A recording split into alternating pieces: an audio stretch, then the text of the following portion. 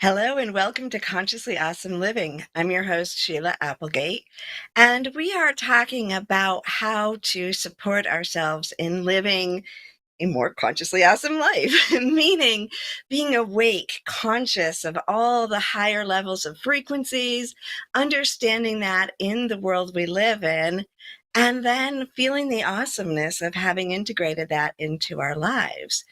Today, I want to talk about transgender from a spiritual perspective. We hear a lot about the transgender gender population, people in our world right now, and some laws that are happening that are not very, let's say, not friendly, but going to more extreme. They're harming or hurting the LGBTQ community.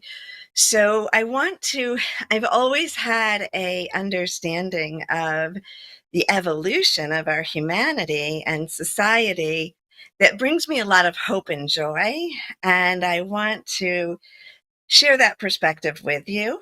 And then after that, we'll have some tips and insights on how you can help create a world that is more supportive of all people.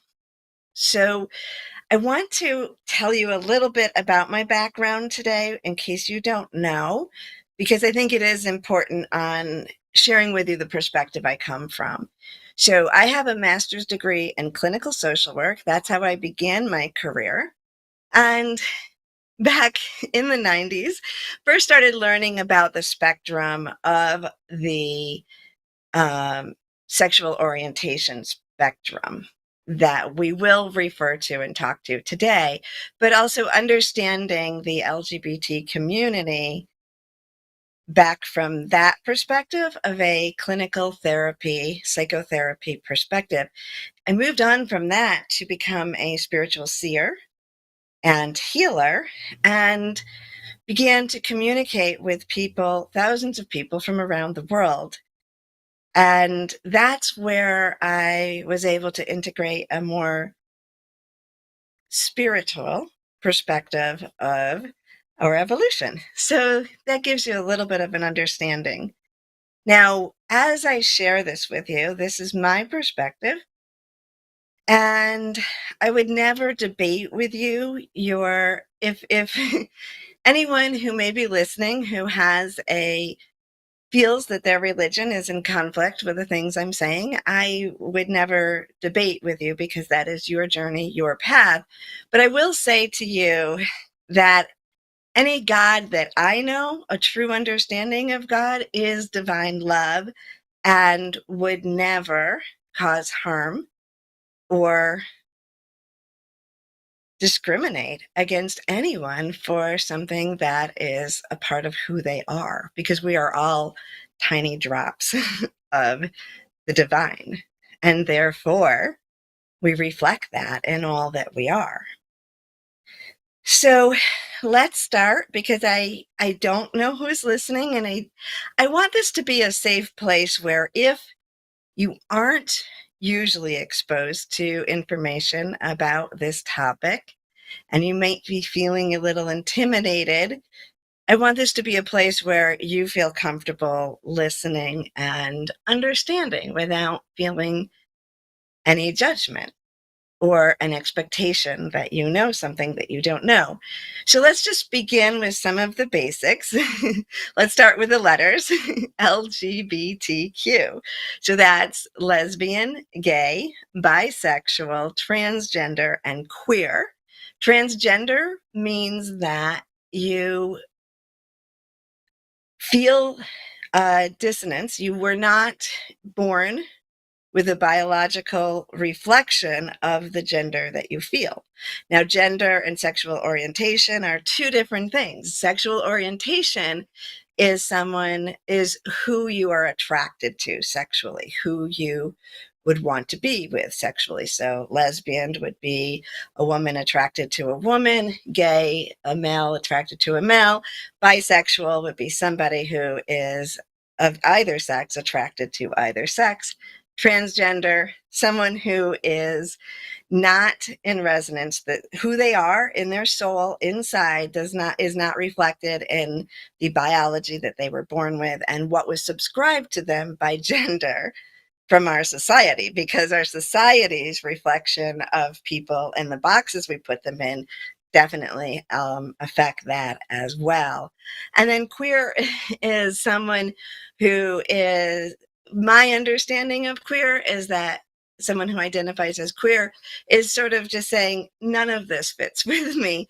I am my own being and I don't fit society's boxes that are out there, and I'm claiming who I am as an individual in this spectrum of understanding. So when we look at sexual orientation, which is who you are attracted to, who you would want to be in a romantic partnership with or a sexual partnership with, that is very separate from who you feel like you are. If you feel as if you are a male or a female or not conforming, non-binary means that either you do not subscribe to either of those genders, you don't feel like you fit into either of those genders, or you fit into both of those genders, because it is a spectrum. Back in the 90s when well, 80s and 90s, if I'm really aging myself, but back when I was learning as a student in social work, even back then, we were very clear that our sexuality, our sexual orientation is a spectrum. And the meaning that naturally we are on everyone is on a spectrum of who they're attracted to, and where you fall in that spectrum would indicate what you would identify yourself with. So if you primarily are attracted to males, then you are a female, you would consider yourself heterosexual, but you could still be anywhere along that spectrum and you're identifying within it, because it's not as binary as our society likes to make it. I also want to point out that this has been found in nature. It is found in nature. There are animals who are seen to fall along that spectrum as well. So any kind of thoughts that you've had of this isn't natural, that is not true. It is natural. And as we move into that, now that I've given you sort of an overview of that, let's talk really about transgender community, transgender people, and what they are experiencing. And why I believe that this is a part of our evolution. Because if you've listened to me before, you will know that we, like I said in the beginning, we are a spark of the divine, whether you call that divine God or source.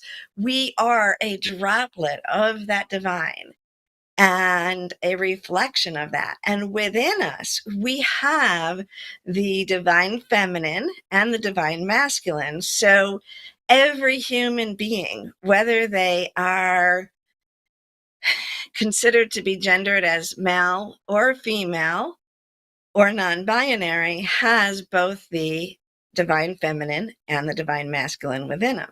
And that means, just like we say, we have some tendencies that are male oriented that we describe as more male, and we have tendencies we describe as more female.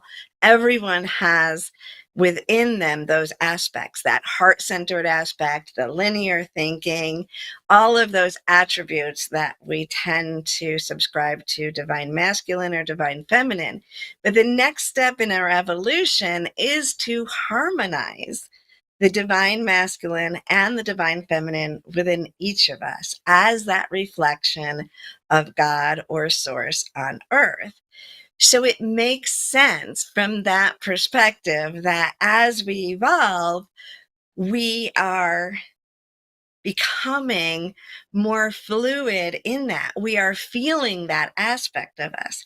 The beautiful thing about humanity is that we are evolving, and sometimes it doesn't look like that.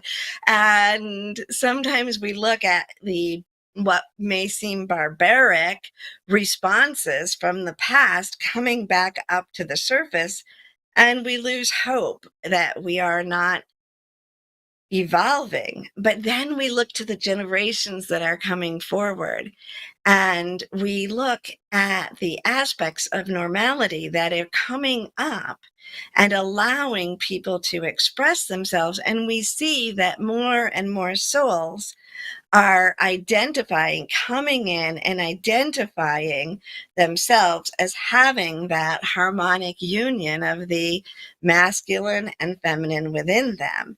We also see that as we evolve as a humanity, that some souls are choosing to come in on a soul level to be identified as one gender and take that transition into another reflection of gender that they feel within them to as teachers, as ways of helping us evolve.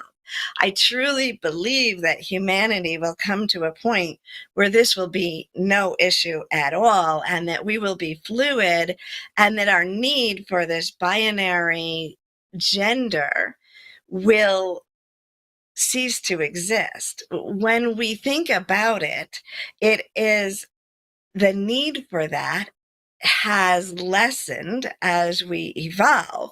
When earlier humans were on Earth, survival was dependent on people having gender roles, males and females coming together to produce heirs, to continue the population and to grow it. That is part of that early survival. With technology and medical advancements, that in itself isn't even necessary anymore. And then we move into the survival of that typical male energy, moving out, being that hunter, focusing, having the testosterone, the strength to keep the community safe and to forage for the meat or to hunt for the meat. And we have the divine feminine energy that is raising the children, looking through the fields, keeping the nurturing going. And those roles were essential for survival. Looking back at indigenous cultures, we tend to find more acceptance for the spectrum, both of sexual orientation and gender in our earlier tribal societies or clans. And that is very interesting, because if you think about it, even that acceptance is survival, because you're not going to want someone to be out forging the war or hunting because of the biology with which they were born, if their attributes are more useful somewhere else. So the earlier indigenous people tended to have more honor. I do know that some of my Haudenosaunee friends have spoken about transgender people from their tradition were considered two spirits, meaning that they had more knowledge. They were revered because they had the experience of knowing both genders within one lifetime. And so because of that, they were revered. And I think that, to me, I see that as something to be honored and revered as well in our society now. And I think talking to a friend about that, and we're going to, in a minute, talk more about the practicality in our society and how we can be supportive and helpful to each other in evolving this. But we were talking about pronouns, and my friend, who is a Oneida faith keeper, was talking about the two spirits, and she said, that the pronoun they puts a new spin on it, because using the pronoun and identifying as they, non-binary, is actually acknowledging that you have both the divine feminine and the divine masculine within you. So this is a little overview of the spiritual perspective that I see. It's a beautiful evolution that we're moving through, and there's so much more to be discussed about it. We'll be back in just a minute to continue this discussion and really come up with some practical ways that you can be supportive and ally and help us to move and evolve as a humanity.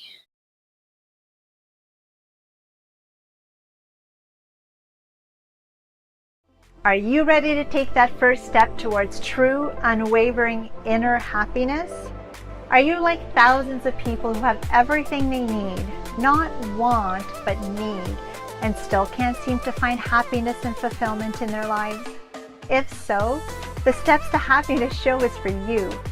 On my show, you will learn about the principles and practices that lead to true inner happiness. Because guess what? It isn't found in our external environment, but within ourselves instead. Together with my guests, we will explore the latest physical, mental, emotional, and spiritual well-being practices, and together we'll advise you on the actionable steps you can take towards a happier, more fulfilled, authentic life. So I invite you to join me each week on Soulivity TV on the Steps to Happiness show with me, Teresa Greco.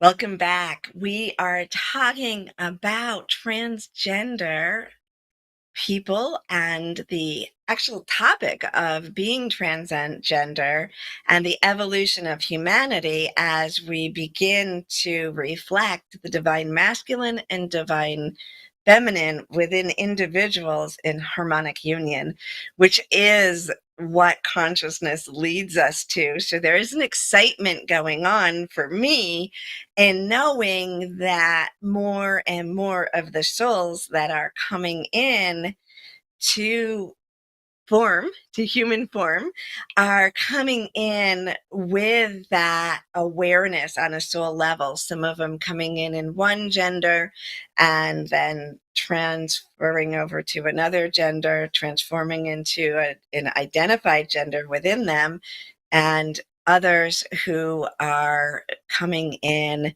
already feeling that they have both genders within them. So there's different ways that this is being reflected, but some of that absolutely has to do with our modern medical technology, the evolution that we have from that area that is allowing people to reflect them more fully who they are, and the freedom to explore it and to be from that space.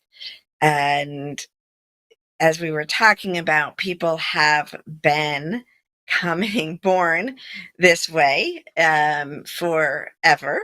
This is not new, although I do believe that there is a chance that there are more souls who are taking this form because we are evolving.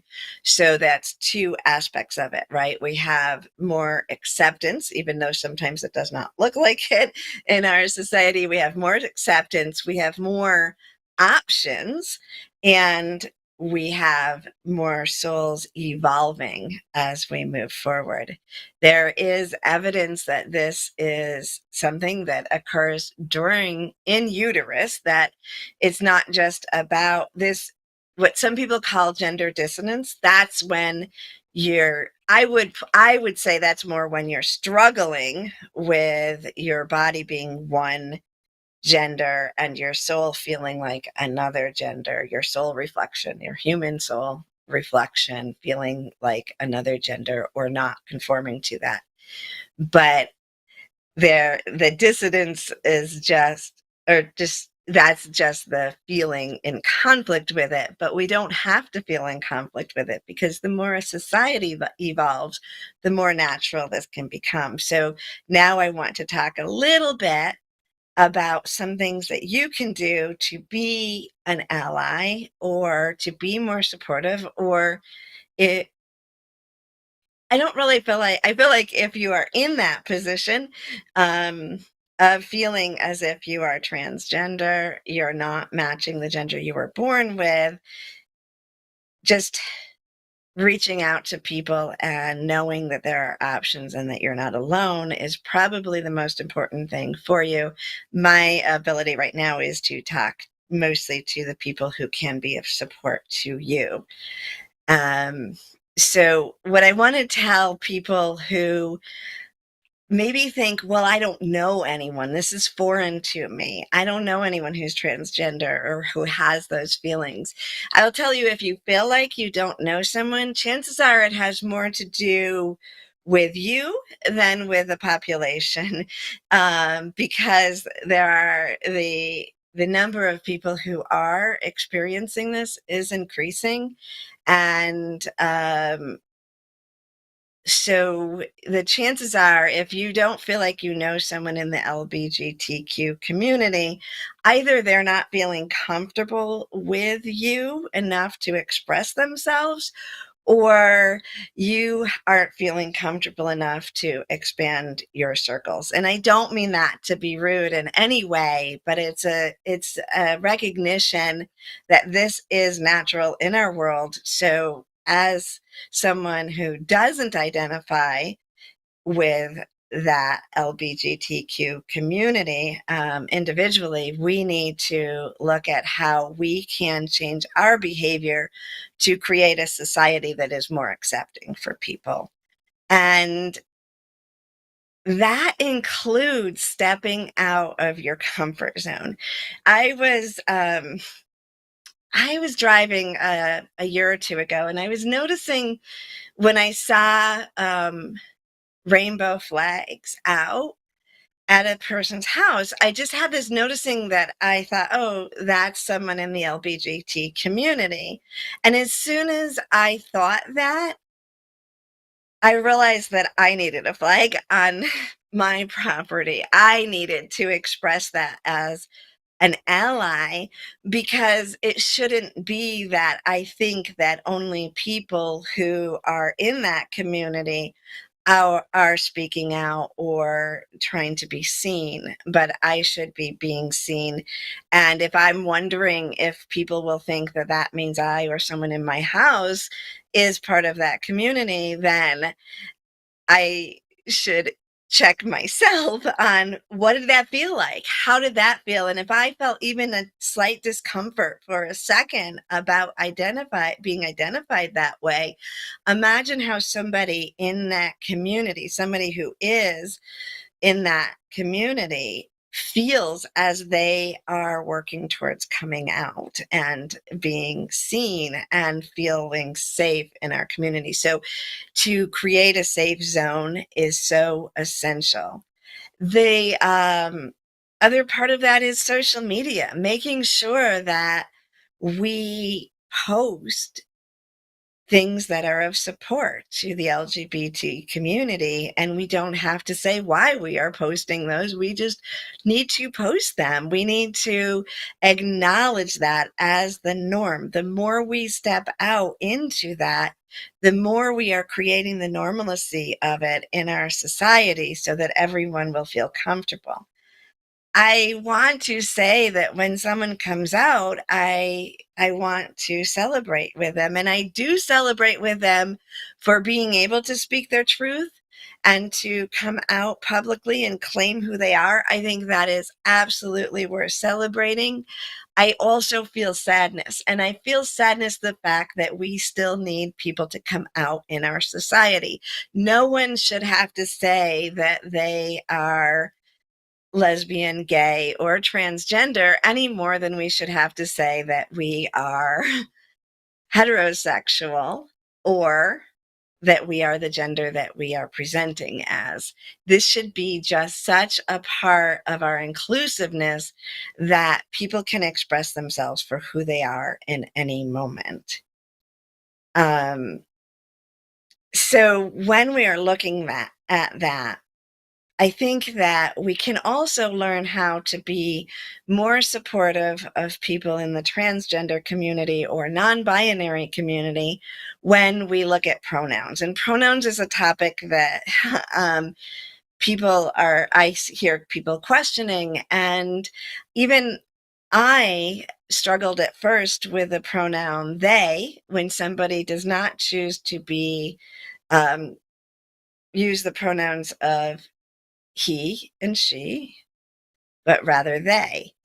And I thought that it was difficult for my brain because I thought, well, they is plural, and my brain doesn't like this. And as a writer, I don't like this. But then when I thought about it, we use they in the singular form all the time in our society, in our language here in English, at least. And there's a whole nother issue with languages that have even more delineation between the genders in their words.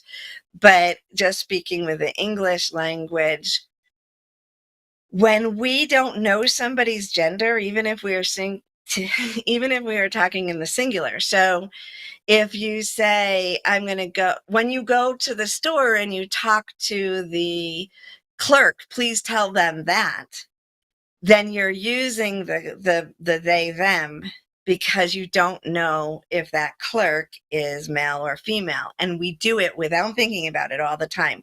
So erase the thought that you have that it doesn't work well and open to that possibility. And one of the reasons that, just like the flag, people are putting their pronouns on social media even when they are not in the LGBTQ community, because that normalizes it. The assumption that everyone is using the binary gender or pronoun is something that we can expand and kind of reduce in our society and expand to be more inclusive in that, whether we are in contact with someone that we know to be LGBTQ or not. So that is something to consider. Now, I want to talk for just a minute about how you can support somebody who just found out that their loved one or whose loved one is transgender, and or if you don't know whether their loved one is transgender. As a parent, I am always in awe of how often people ask me, do you have a son or a daughter? Or they want me to categorize my children, when really we could be shifting our attention and just saying, how many children do you have? Who is your youngest? Who is your oldest? We do not have to ask each other gender questions as often as we do, because it doesn't matter. Because you don't, just knowing somebody's gender isn't going to tell you who that person is.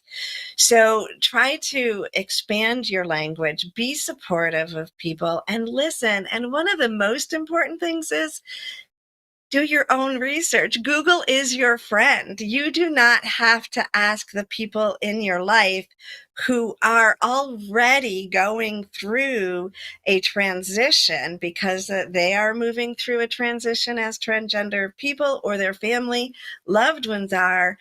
There's a lot of information that I'm just touching on the surface that you can research, you can learn about, so that you don't burden people any further. But just be honest and just be true to yourself and do whatever you can to respect people, because they're still individuals. They're still the people that you know, no matter what this aspect of their life is reflecting in this moment. See them as whole beings. Show up, be honest, be respectful, and be loving, and our world will evolve together. Have a beautiful week, and I will see you again next week.